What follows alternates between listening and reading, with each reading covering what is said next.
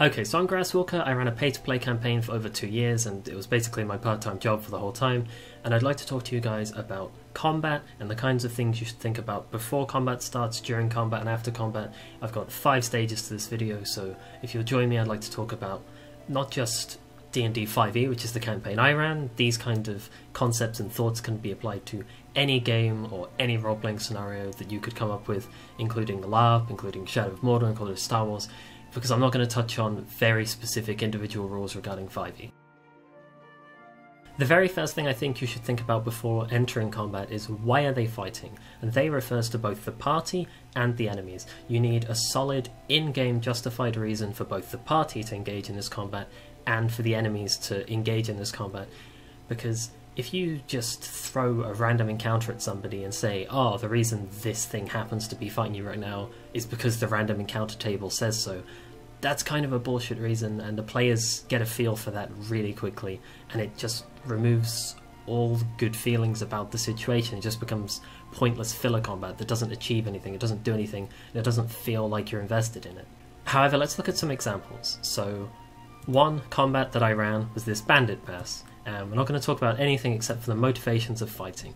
Now, this passway, as you can see, to the south, it is just a cliff. It is impassable terrain, and you will never get by, and it's probably deadly full with horrible jaguars and tigers and awful animals, were creatures. To the north, just jagged rocks. This pathway here, these two paths, this one leads to a village, this one leads to a town, it doesn't really matter, because my setting doesn't really matter to this that much. Basically, these two paths join here, and here is the pathway through the rocks to another county. There's only one way into that county from the direction the party was headed, and this is it. So why are they fighting? Because if the party doesn't go through this way, they either go over jagged rocks and probably die, or go through the horrific jungle and probably die. Their motivation is, we need to get through this pass, and something's in our way. Now, for the enemy's perspective, this is a shitload of bandits that have sieged this passway, halfway camp kind of thing. All they're doing right now is they've just gone in, as you can see there's bodies of guards scattered around. They've just gone in, they've just killed all these things, now they're looting the shit out of it. That's why you see 2 guys at the top here, 2 guys here, all of them are just looting all the caravans, cracking open chests, putting it all in their backpacks, and they're ready to just get all their shit and go. Because they know they're not going to hold this place for long. You've got guys on lookout in case anybody comes, and sure enough the party's coming, so the party will see it, they'll see that everybody's looting this, they'll see the dead bodies, and then the party's motivation is, holy shit, these innocent people just got killed, and also, we need to get through there. The bandits' motivation is, we need to go back where these dudes have just fucking come from with all of our riches, and we need to get out, because we don't want to stay here, and if we need to kill them as well as these guards we've already killed, so be it. So now you need to think of the implications of the motivations between both parties. So the party, you can feel, are probably just going to try and hammer through because these guys are bad guys, they've done something bad, and they need to get through that pass anyway, so it's almost like a convenient on-the-way kind of combat. For the bandits, their motivation is, we've got all our riches, now we need to get out safely, probably execute all the witnesses, so 1, they don't follow us, 2, they don't try and steal our loot, and 3, we're not actually done packing here, we've got another 4 hours of shit to clean up. Now, in terms of combat, these motivations mean quite interesting things. So, there are a load of brigands and bandits. How loyal are they to each other? How loyal are they to the cause? How loyal are they to the leader? If the leader falls, do they start to break up and fight each other and flee? If the going gets rough, do they just pick up their bags of shit and run? And as an entire group, what are their strategies? Obviously they've got lookouts who will probably hold up weapons and warn the party, "Aye, do not approach, we've done in 4 hours." Does the party just turn around and live with what they've witnessed and just give them 4 hours to pack up their shit, leave, and then go through the pass without combat? Or does the party think, actually, we can't just sit by after watching what's just happened, after seeing these dead bodies on the floor?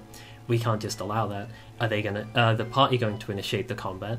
Are they going to accidentally initiate combat by trying to make some kind of deal like, alright, we're not that moral of a party, so we're going to approach, we're going to offer them some gold to bribe our way through, and then we're just going to pass with no trouble. And then do the bandits trust them? Are they persuasive enough? And do the bandits get ballsy and think, we outnumber them 20 to 1, we're not going to take your bribe, we're going to take everything, drop your weapons, drop your armour, drop your backpacks, you can go through but you'll be naked and we don't want to see you ever again. there's a lot of interesting implications, and all these things don't sort of come into play unless you really think about them and you really spend 25 minutes planning the combat beforehand, thinking of the motivations of everyone involved. And I've just done this on a whole level. I haven't gone on an individual spectrum where I've said like, ah yes, this one dude in the weird Robin Hood hat, he's good, he regrets what's happened with these men, he didn't sign up for this. If the party attacks, he'll join them and he'll fight with them. I haven't said like, ah, this lookout's blind in one eye from his banditting days, so if the party approaches from this angle where his blind eye is, they can just take them all from surprise and sneak through. This is all stuff that you can go into way more depth if you want, or you can improv it on the like setup. Like I just improv those two things right now. You could probably get away with equally cool improv. So think about things like, why is the party fighting? Do they need something from where they're guarding? Do they need to get past something? Have they been employed to kill somebody? Do they owe somebody a favour? Is it their own personal morals? There's a lot of motivations that could cause you to actually fight something, but not a lot of them are effectively thought about and used beforehand. They just sort of happen to maybe come up sometimes, but if you actually genuinely think hard on it, you can create really, really enthralling encounters that people feel motivated towards and their characters actually grab by the balls and just get involved with. Likewise, think about the enemies. What's motivating them to fight? Have they been put on guard duty by a man that will like prong them with fucking iron rods up their asshole if they don't do it? Are they working out of fear? Are they working for coin? Can they be bought off? Do they have friends and family that rely on them? Are they going to run away if stuff starts getting scary? Have they ever heard about the party before? Is the party well known? Has the party already encountered them, and maybe they're motivated by the fact that they've already had a bad encounter by the party? Or are they already partially swayed by the fact they've heard good things about the party? Think on the enemies as well. Think from their perspective. Climb inside the body of one of these bandits and think, alright, who am I? Why am I here? What am I doing? What are my motivations? What am I actually trying to get from this? If I just want to loot this place and run, if the party attacks, that might be my break, and you might see 3 or 4 of these NPCs just grab a backpack of loot, shove it on their shoulder, and leg it into the woods, and already the encounter is... you could almost forge to the players as they're walking up this road the idea that they're going to fight 30 bandits, but the moment they get some balls and they say we're fighting, half the bandits get cold feet and then 10 of them run away, and then it's only actually a fight between 20. So I'm going to say the next thing to think about is this, but it's more you think about it all at the same time. The next thing to think about is, what are they fighting? What is the party actually about to encounter that causes combat? Is it a dragon? Is it a beholder? Is it 15 dudes with shovels? What are they fighting, and what does that mean story-wise, mechanically? What does that actually mean for the combat? So here's the map of an arena that was in a capital city, of which the party managed to get themselves a mixture of captured / enslaved / tricked into partaking in a gladiatorial battle to the death. They fought through 3 rounds of enemies, and everybody in the entire competition was basically told, you are slaves of the Drow Empire, you are going to fight for our entertainment. If you win, and we like what you did, you'll be set free. So what this means is what they're fighting can vary. The first round was a Drow gladiator. He was just this dude, like, absolutely terrified. He just wanted to live. So he fought everything all out, no chance of running away because there's nowhere to run. He was a brutal barbarian type. He slashed the shit out of them.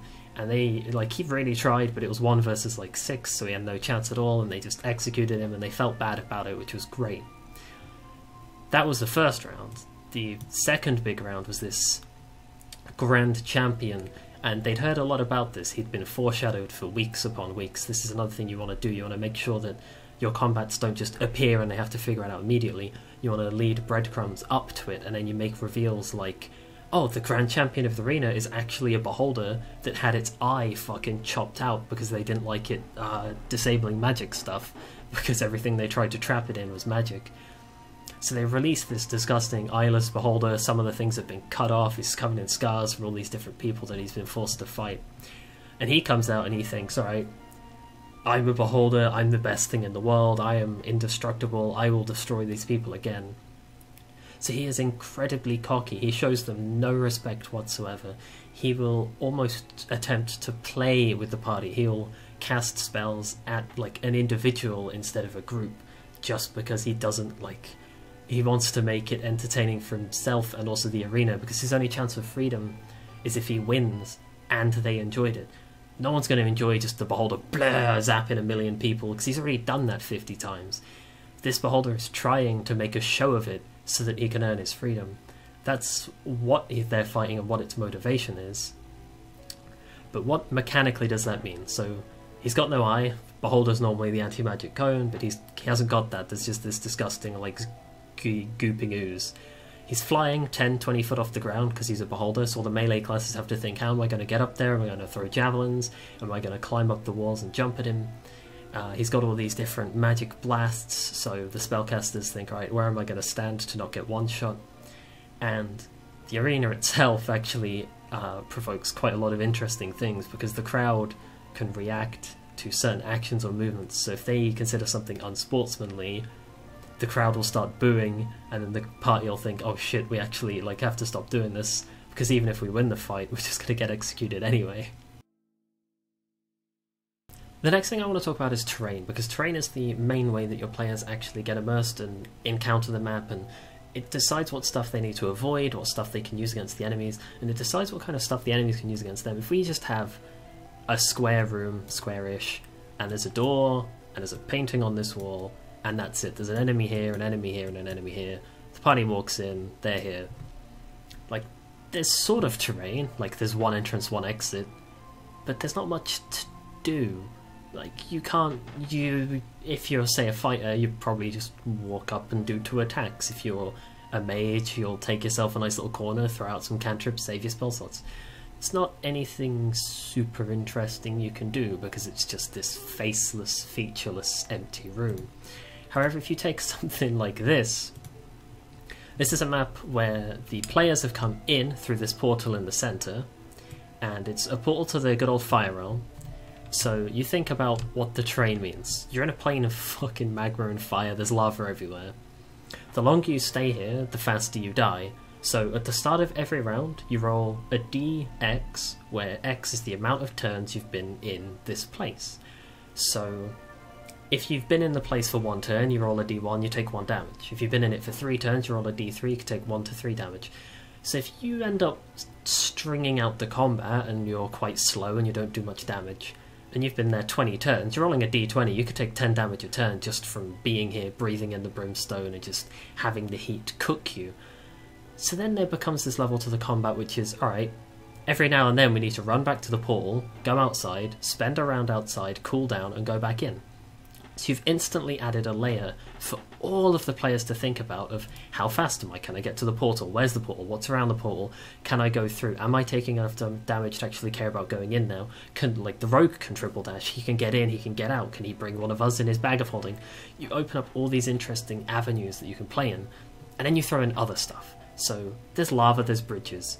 What could happen? Well, the enemies are probably made out of fire. There are these little disgusting fire around elementals that sort of respawn every few turns from these corners coming in through doors or shit.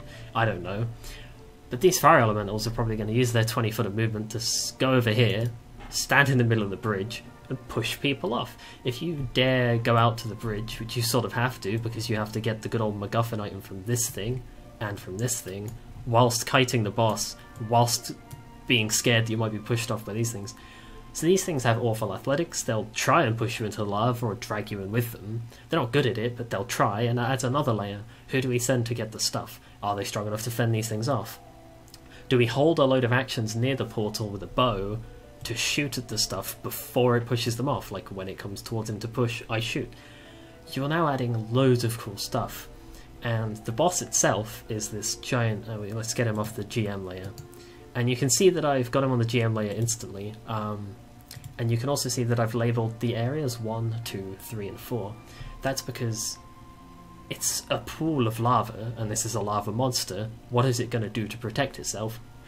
It's just going to sink on in, and it's going to disappear, and it's going to reappear in any of these 4 places. So at the start of each turn, at the start of each of its turn, I roll a d4 to decide where I think it's going to move, where it's going to emerge, what it's going to attack, and then if it wants to, it can spend a legendary action to sink back in, or it can spend a legendary action to beat another dude over the head.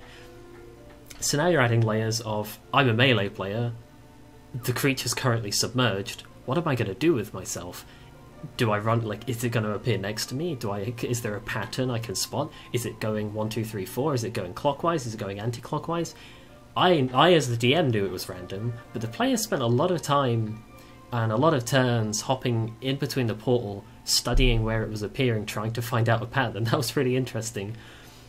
But basically, if you make an interesting map with interesting mechanics and the terrain allows for interesting things to happen, like grappling people into lava, or bosses sinking into lava, or a portal that you have to get back to every now and then, else you cook to death, or if you're the tanky barbarian, you don't give a shit and you just cook and you're like, this is fine, everything gets halved, I've got 300 health, I'm fine with this. It just makes the entire thing individual to your party and your players, because it's no longer this featureless room. It's this room with exactly 8 bridges that you choose which ones you want. You have to go get something, you have to come back to the portal, you've got a boss that's appearing and disappearing, you've got these little fire elementals tossing shitty little 1d10 firebolts, but they hurt, they damage you over time, and if you try and cross the bridge that they happen to be near, they can sink into the lava as well, so they might hold their action for something to go on the bridge above and then try and grapple it down. You've got these things to worry about, you have to keep your eye on them. There's a lot of cool stuff going on, and it just... I haven't created a way for the players to solve this map. I've just created a map, created mechanics, and created something, and the players figured out how they were going to approach it. And I'm sure if you sent 100 parties into this room, into this fight, they would all handle it in completely different ways, and they'd all take different avenues. Some would fortify bridges, some would try and destroy the portal, or they might take the portal with them and just climb inside, come back out. Some might send their ranger companion Hawk to go get the items for them, so it can't be grappled because it flies. Others might have a sorcerer that mass casts fly. Some would take a load of potions of fire resistance and prepare. Some would just like focus heavily on the boss, jump in the lava after and go down. But offering the players all of these different options, and then you go back to this featureless room that has a door, a painting, and some enemies, you can sort of vastly see the difference, not only because the map looks like shit because I've drawn it, that's partially on purpose, but also as a player, you walk into this room, are you gonna literally knock the walls down? Like, you're gonna take the door off the hinges? That's not really super interactive mechanics to interact with. It's just you making the best of an empty room that's got no features. Even if you are just fighting in a room, put a bar in it, put some tables down, put some stools that could trip people over, put a puddle of leaking ale that's flammable and you might slip over him. Have an innkeeper hide underneath the bar, and every now and then he'll poke his head out and throw something at one of the enemies. You can, if it's actually a bar brawl, literally roll for some random NPCs to jump in the windows and join the brawl. Roll for random encounters like a child trying to steal a pickpocket, steal a purse or pickpocket somebody whilst this madness is going on. Then your party has to decide, am I going to punch this child? Am I going to carry on fighting? Am I going to defend my coin purse or get hit in the face? Give them decisions to make, give them a playground to work with, give them something fun and interactive. So combat's come to an end in one way or the other. Maybe you've won, maybe you've won really handily, maybe you lost, maybe you won but made some sacrifices. Maybe it was all just a big stalemate and nobody actually won and both sides ran away. But no matter what, there has to be some kind of aftermath, some kind of consequence, some kind of repercussions for everything that's happened. Not everything, like, oh, if you hit a single bandit, they don't happen to come back in 20 levels with a group of people. If every single person you ever fought did that, it would kind of suck. But every now and then, you can mix it up and different things can have different consequences. Maybe if the party defeats the bandits at this encampment, the sort of passing place between counties, a load of people hear about that and they're like, oh, you're the party who cleared the passing place, oh, now my sister's in town, that's great, thanks for that. If they lost, but find another way to pass around, that same NPC will be like, hey, you came from that way, as my sister passed through? She says she sent me a letter that she was going to try and pass, and then the party feels maybe a little bit guilty that they probably like didn't actually solve anything and now people are still getting assassinated on the road. If they did succeed, what kind of items do they get? What kind of upgrades? Do they get a boon? Have they earned the loyalty of a king? Have they impressed a noble? Have they pissed off a local tavern keeper but really helped another tavern keeper? Do rumours start to spread? Did they perform the act as their own characters? All of these are questions you need to think about. So, for example, in this fight, in Beacon's challenge, where Kyrian, the Dragonborn Paladin, was trying to prove himself to his Warhammer and prove that he was worthy of carrying it, because until this point it was basically just a normal Warhammer that sometimes lit up like a torch. But this was him proving, hey, whoever lives in here, I'm worthy of your true power. And what actually worked out really well is, as I mentioned before with the fire effects, the longer you're in there, the more you die. A lot of people were so low to the point where they thought, alright, if I don't leave and actually leave, like if I go back in, I might die. So people started flaking off one by one. The characters that didn't have much attachment, the rogue who's like, you know what, I'm actually only in this for myself really, slipped out the portal first. Then someone else who went unconscious got dragged out by the cleric, and so on until it was just Kyrian and the boss alone. And Kyrian in his mind thought, you know what, this task is to prove myself to the hammer. If I don't do this, I don't think I can live with myself. And he kept fighting. He didn't give up, and he just kept soldiering, taking damage, and he got so close to going down. And I didn't bullshit any of this. Normally I'm one to tweak a few things or adjust a few stats or knock off an extra 20 health if it's going to make the narrative perfect. But this actually worked out itself, that he managed to kill the boss with 2 health to spare and then just managed to crawl out the portal on his own 2 legs. And because of this, he was the only one who actually stuck it out. So he proved that, alright, out of the party that helped him, he's the only one that actually had the balls to commit life or death. He was not leaving.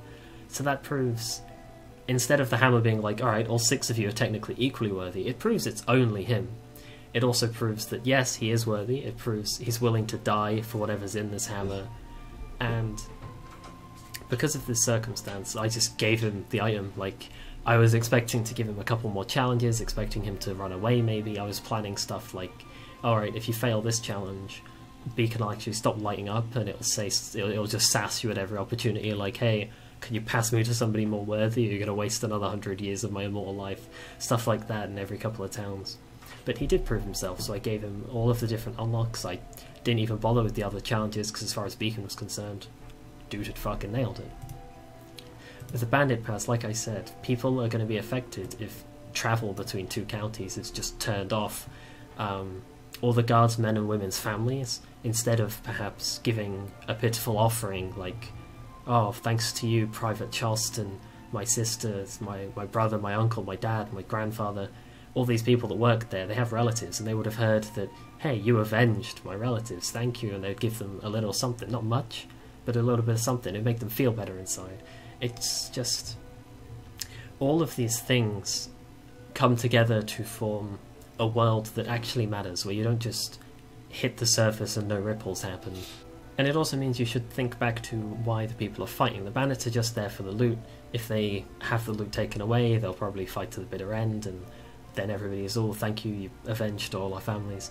With the arena, if I switch over to that map, you're fighting for the honour of staying alive, so if you don't fight honourably enough, you just get put into the next round of combat anyway. So think of why the party was fighting as to how well it can benefit them if they stomp the combat, or how badly it can punish them if they get wrecked. Like, if you lost the fight in the arena, there's no prisoners, there's no, we'll just take your stuff and leave you naked. This Beholder doesn't care, he wants to kill them in the most spectacular way that he can, and he will. The Magma, it's a challenge. You can leave any moment you want through the portal. If you, say, fall unconscious 5 foot from the portal trying to get out, it'll probably show you some leniency and just slip you out anyway. One of the fire elementals might drag your body out.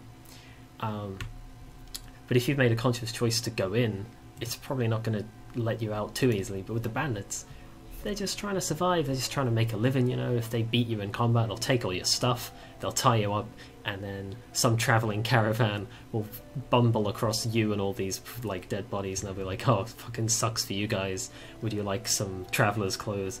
And then the party basically restarts with no inventory. So think of what the consequence would be if they lost, and why it would be that way. As far as I know, that's pretty much all I've got on the topic, so unless there's another video in a couple months' time when I've thought of something else or a different perspective, if you guys think I missed anything, let me know in the comments. Otherwise, passively aggressively share this in the Discord with your Dungeon Master and hope that they pick up some tips and run a better campaign. Thank you guys for joining me in this video. I'll see you in the next one. Bye!